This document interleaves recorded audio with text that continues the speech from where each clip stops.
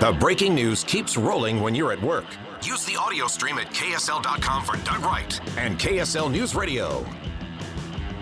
There was a discussion earlier with Politico, and it included our Senator Mike Lee, and it included Senator Patrick Leahy of Vermont. And I got notification of this earlier today, and we made the arrangement to talk with the senators. Unfortunately, Senator Leahy was not able to join us, but we are very fortunate to have Senator Lee on the line right now. Senator, welcome. It's good to have you here. Thank you. It's good to be with you, Doug. And Senator Leahy sends his regrets. He had a commitment to speak to the media in his home state of Vermont and had to get on that call. Got to go to the home crowd, right? That's right, exactly. I've got to ask, I was reflecting on this. Senator, we've chatted before with you and Marco Rubio. We've chatted before with you and Senator Booker out of New Jersey. And today we almost had the opportunity to chat with you and Senator Leahy. These are rather interesting relationships. Oh, they're great. They're great. I really enjoy working with each of them. I especially enjoy working with Senator Leahy. And he and I had a great discussion today at this event hosted by Politico at Union Station.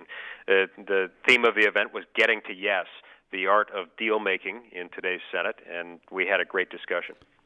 As far as you and Senator Leahy, we think of Oddfellows, and we've seen that in the past. We saw it with Senator Hatch and Senator Kennedy, but it was kind of amazing some of the things they were able to accomplish. We've seen it in the past, even in a little bit of a different environment with Tip O'Neill and with Ronald Reagan.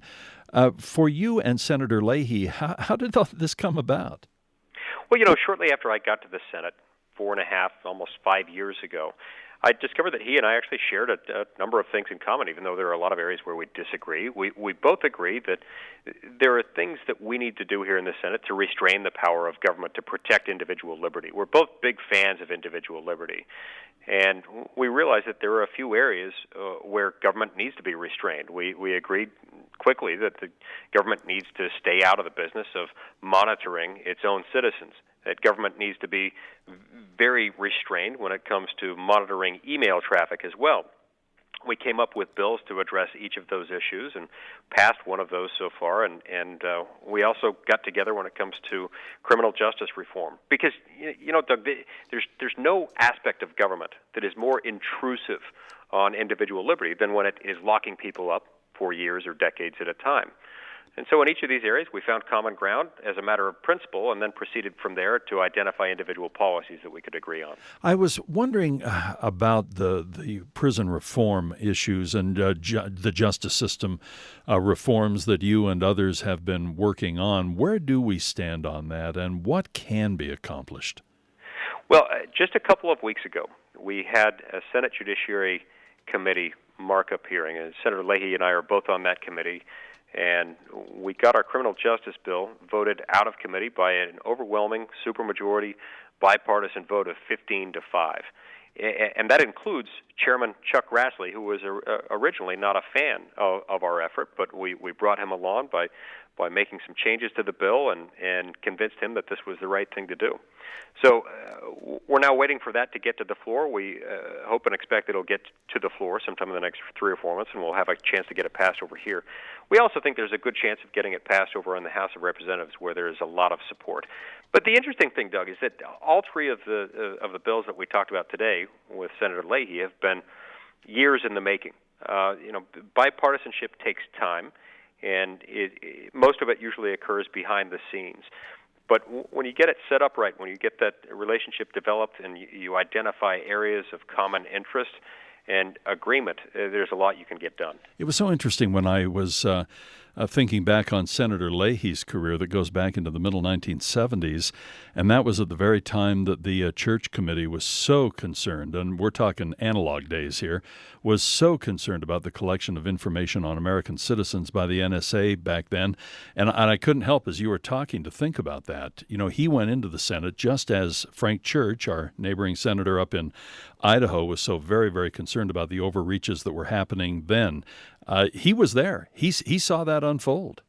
That's exactly right. And, Senator Frank Church actually inspired a lot of what we did earlier this year when we got the USA Freedom Act passed. We reviewed the Frank Church report, which explained that, among other things, every presidential administration from FDR through Nixon had used our country's intelligence gathering apparatus to engage in political espionage. We still know today that human nature being what it is, we have to restrain the power of government so that individuals within government can't abuse that. And it's good to have Senator Leahy's perspective, not only as a Democrat from Vermont, but also as somebody who is today the longest-serving senator. He was elected in 1974, and as you point out, he served with Frank Church. He also served, of course, with Ted Kennedy, whose widow, Vicki Kennedy, was there today.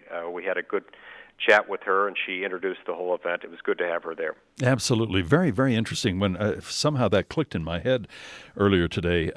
Let's talk about getting to yes. Just a final thought here before you have to run.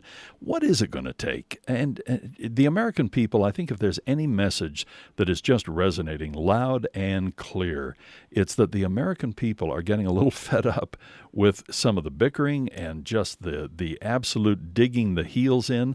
And the perception is, and we all know that things indeed are getting done, but on some of the big critical issues, the appearance is that things aren't getting done. What is it going to take to get to yes? Well, I think it takes a combination of process reforms and granularity. The process reforms are important because the American people can see that the Senate is sometimes mired in a setting where it's not getting anything done. It's not getting things to the floor. I posted something on Facebook the other day indicating a concern with the process and the substance behind a bill that we passed last week. And we ended up getting over 60 million impressions on that post. Over 23 million people watching the video attached to it of one of my colleagues, Senator Paul, making a budget point of order objection to that. People are concerned about the process, and that's part of how we got there. As to the granularity, that's also an important part of it. When we break things down into smaller parts, into individual bills, individual reforms, like this criminal justice reform, it doesn't deal with all the problems in the federal government, but it does identify a few. We can break them down like that, we can get more passed. So this is consistent with a piece I posted on the Federalist.com a couple weeks ago, where I talked about bringing Uber-level reform to Congress.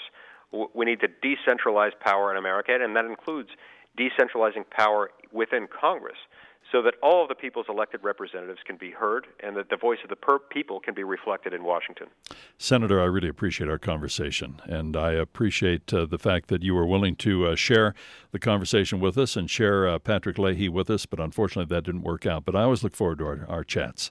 We'll get Pat Leahy back on sometime. I've got his commitment on that. Sounds good. Senator, thank you for being part of today's Doug Wright Show.